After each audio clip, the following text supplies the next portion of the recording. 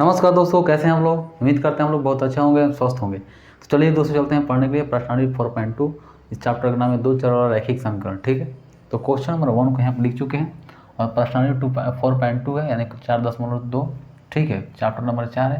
Chapter का नाम है दो चर और रैखिक समीकरण। ठीक है, तो क्वेश्चन नंबर 1 को इसका हल करते हैं। तो यहाँ पर लिखा गया निम्नलिखित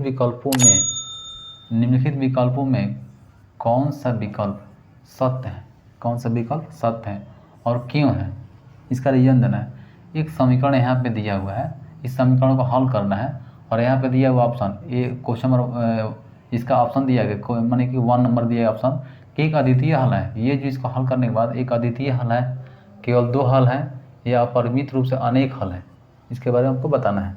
तो ये क्वेश्चन नंबर 1 को यहाँ पे दिया गया है, ये वैकल्पिक दिया ऑप्शन दिया हुआ है इसमें से कि ये जो समीकरण दिया गया है, ये समीकरण जो है y बराबर 3x + 5, इस समीकरण को हल करने के बाद ये क्या एक अद्वितीय हल है। इसका पूरा मतलब अद्वितीय मतलब बहुत सारे हल हो सकते हैं, केवल 2 हल है और 2 ही हल हो सकते हैं, या अपरिमित रूप से अनेक हल है।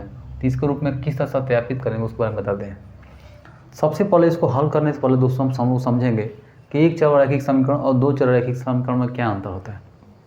हम जानते हैं दोस्तों कि एक चर रैखिक समीकरण उसको बोलते हैं जिसमें x और y और z जो होता है उसको हम चर बोलते हैं, चर। तो इसमें से कोई मतलब जो होता है ABCD, कोई भी A B C ये सब कुछ भी हो सकता है। ठीक है, ABCD से Z तक, A से लेकर Z तक जो भी होता है, एक से लेकर Z तक, वो एक चर होता है। ठीक है, तो x y z में इसमें देखेंगे कि यहाँ पे क्या कितना पद दिया हुआ है, सिर्फ एक ही दिया हुआ है, तो इसको बोलेंगे एक चर वाला रैखिक समीकरण। ठीक है, सिर्फ इसमें कितना चर राशि कितना एक ही है, एक x है, तो इसको बोलें एक चर रैखिक समीकरण। और एक चर रैखिक समीकरण जो होता है सिर्फ और सिर्फ एक ही हल हो सकता है, एक ही हल हो सकता है। जैसे यहाँ पर 2x लिखा हो तो 2x लिख दिए, यहाँ पर 2x + 5 = 0। ठीक, अब इसको लिख दिया 2x इस प्रकार लिख दिए, इसको लिख दिए इधर इस तरह जाए तो -5 हो जाएगा, बराबर कुछ पर तो -5। तो चूँकि लिखेंगे x = कितना हो गया, यानी -5 और बटा में 2 हो जाएगा। ठीक है, तो बस एक ही हल होगा, इससे ज़्यादा हल हम कर ही नहीं सकते क्योंकि इसमें एक ही x है, तो एक ही मान निकलेगा -5/2। तो इसको बोलेंगे कि सिर्फ एक ही हल होगा। एक चर वाला राशि को हम सिर्फ और सिर्फ एक ही हल होता है। ठीक है, एक चर वाला रैखिक समीकरण का हल जो होता है एक ही होता है। यहाँ पर कन्फर्म हो गया। अब चलते हैं यहाँ पे दो चर वाला रैखिक समीकरण का अनेक हल होता है। ठीक है, ये नियम है, दो चर रैखिक समीकरण अनेक हल होता है। कैसे होता है, जैसे यहाँ पे एग्जाम्पल लिए हुए हैं 2x + 3y = 0। ठीक है, तो यहाँ पे देखिए हम जानते हैं कि दोस्तों कि चर किसको बोलते हैं, चर वेरिएबल किसको बोलते हैं, यानी a से लेकर z तक, a से लेकर z तक कोई भी अगर ABCD में से कोई भी हो तो उसको बोलेंगे चर। तो देखते हैं x यहाँ पे दिया कि y दिया हुआ, तो यहाँ पे कितना x और y है, तो यहाँ पे क्या है दो है, तो इसको बोलेंगे दो चर रैखिक समीकरण। ये दो चर वाला रैखिक समीकरण। ठीक है, इसका मतलब कि a से लेकर z के बीच में काय गो चर है, एक दो है, 2 गो चर है, तो इसको बोलेंगे दो चर रैखिक समीकरण। ठीक है, अब इसको हल किस तरह से करते हैं, ये दो चर रैखिक समीकरण का अनेक हल होता है, अनेक हल होता है, इससे अनेक हल होता है। ठीक है, इसमें एक ही हल होता है, क्यों होता है, क्योंकि इसमें एक ही चर दिया हुआ था, इसमें दो चर दिए तो इसलिए दो चर दिए तो दो हल नहीं होगा, इसका अनेक हल हो सकता है। जैसे मान लेते हैं यहाँ पे 2x + 3y लिखा हुआ है, तो ठीक है 2x + 3y जो चीज़ लिखा है उसको लिख देते हैं यहाँ पे 2x + 3y = 0। ठीक, 2x + 3y = 0। तो हम मान लेते हैं दोस्तों कि x का मान लेते हैं, माना कि इसका दो चर रैखिक समीकरण कितना अनेक हल होता है, अनेक हल, इसको याद रखना होगा। x = कितना होता है 1, एक माना कि x = 1, तो x का वैल्यू यहाँ पुट कर देंगे 1, अब +3 अब y हो जाएगा y 0, तो कितना होगा 2 + 3y = 0, तो 3y = कितना होगा -2। तो यहाँ पे क्या होगा, यहाँ पे y = क्या होगा, यानी -2/3, 1 - 2 बटा क्या होगा 3 हो गया। और अगर हम y = 2 मान लेते हैं, यहाँ पे y = 2 मान लेते हैं, फिर इसी को लिखेंगे 2 × 2, यानी एक से आपका लिख दें 2 + 3y = 0। ठीक है, तो कितना होगा 4 + 3y = 0।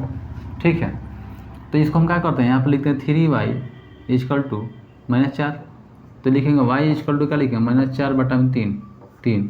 तो ये क्या होगा दोस्तों, ये दो रखने के मान अनेकों मान हो सकते हैं।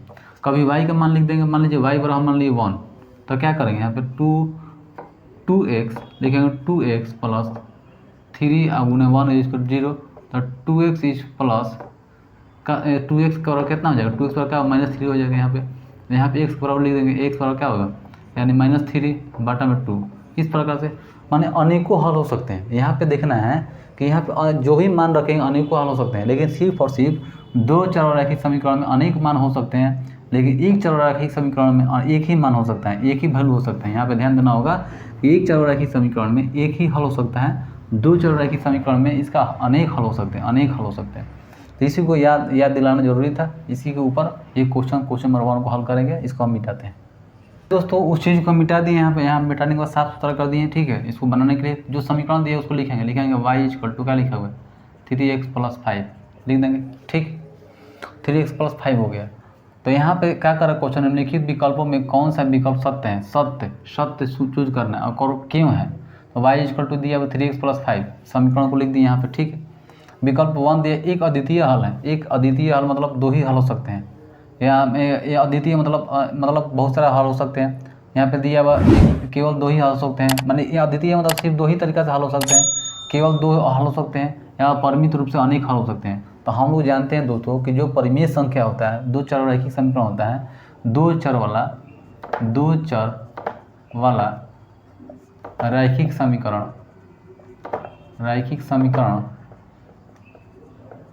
दो चर रैखिक समीकरण का हल अनेक होता है,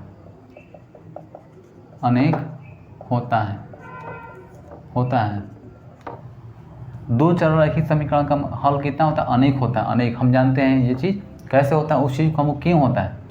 तो यहाँ पे देख लीजिए दोस्तों कि यार दो चर रैखिक समीकरण है कि नहीं। तो हम लोग तो चर हम सबसे पहले जानते हैं, चर बराबर क्या होता है, चर का मतलब होता है, चर का मतलब जैसे a से लेकर z तक, इसमें से कोई भी अगर आता है दो चीज़ तो उसको बोलेंगे दो चर रैखिक समीकरण है।